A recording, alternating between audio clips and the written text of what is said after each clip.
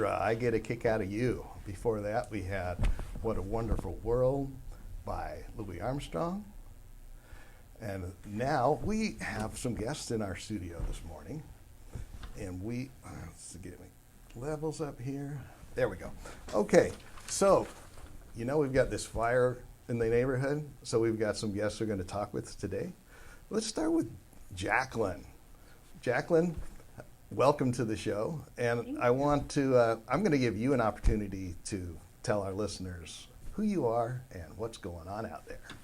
Yeah, thank you, Swingman. My name's Jacqueline, and I'm one of the public information officers on the fire here. And so we just wanted to give a little update of what we're looking at out there. For acreage, we've got 61,159 acres and 32% completion with 621 personnel assigned. Now, with all that rain, you can imagine there's been some storm effects out there. So kind of one of the main focuses for today and possibly even into tomorrow is going to be kind of working to remove hazard trees along the roadways and cleaning up debris and things like that have come in from that storm.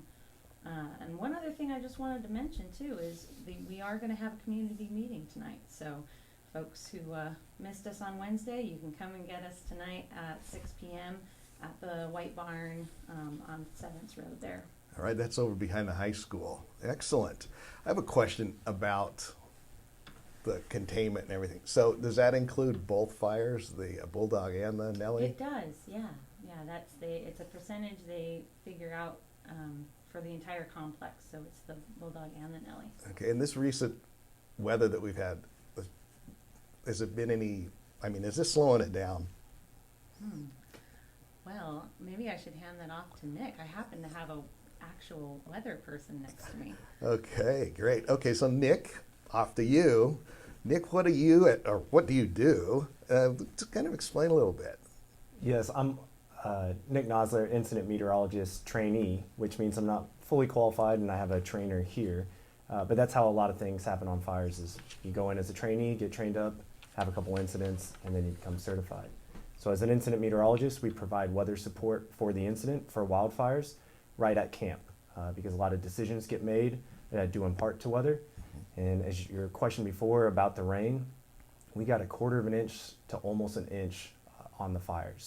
And it came in about the best way possible. It came in multiple rounds.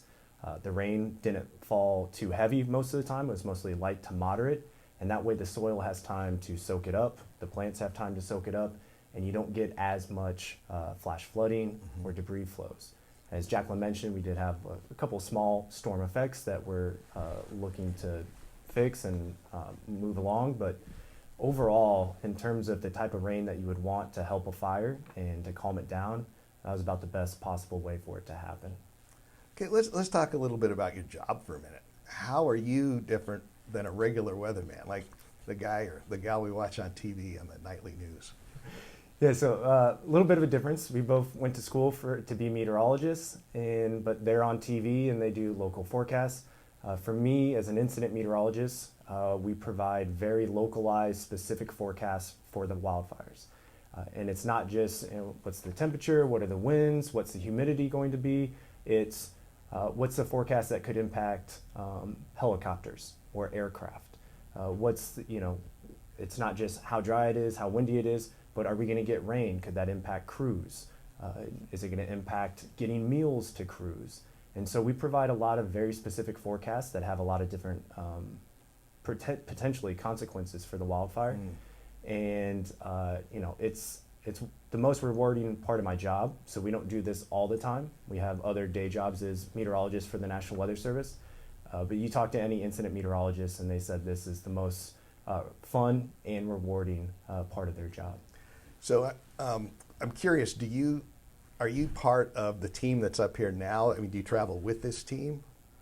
No, that's a great question. So incident meteorologists, we're with the National Weather Service, and we get assigned based on our availability. So we set times during the year that we are able to go out and kind of step away from our day job duties.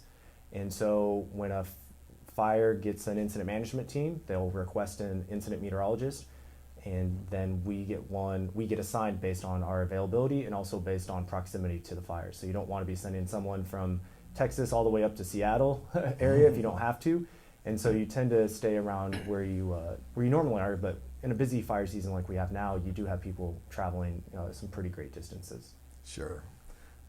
So I can't remember already. How much rain did we get the last couple of days?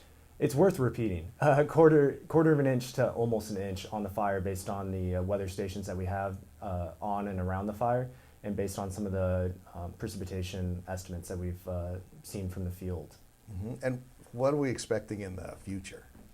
Actually, some more good news. So we'll have a little bit of a brief warming and drying trend starting today, but it's already kind of a late start with these clouds hanging on from last night.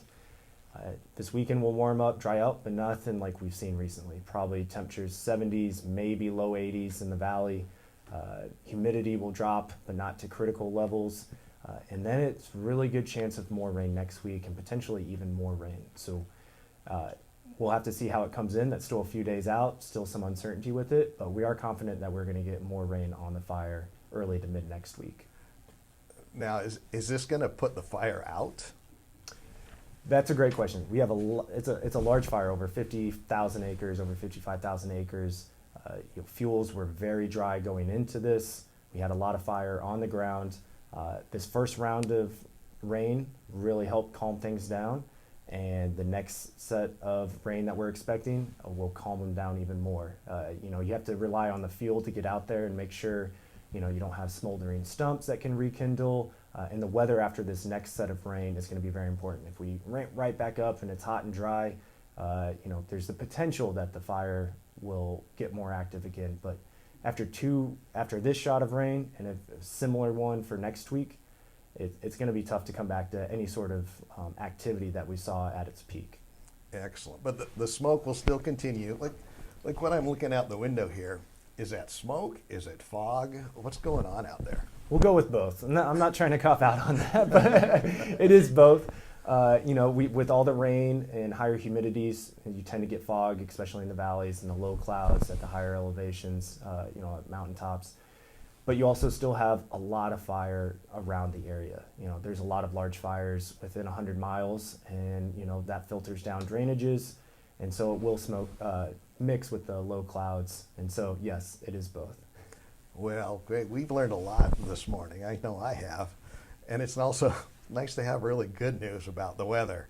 So I want to thank Nick, our incident meteorologist with the National Weather Service, and Jacqueline, Public Information Officer for is